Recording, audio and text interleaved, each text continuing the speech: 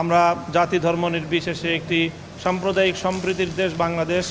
এদেশে কোনো ধর্মাবলম্বী অন্য ধর্মাবলম্বীদের উপর কোনো ধরনের অযাচিত আক্রমণ করবে না, হামলা করবে না।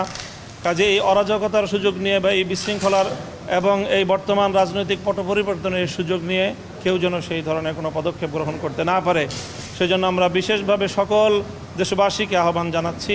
বিশেষ করে রাজনৈতিক নেতৃবৃন্দ যারা রয়েছেন, আমাদের ইমাম সাহেবান যারা রয়েছেন, আলেম ওলামা যারা রয়েছেন, তাদের ক্ষেত্রে একটি অগ্রণী ভূমিকা পালন করতে হবে।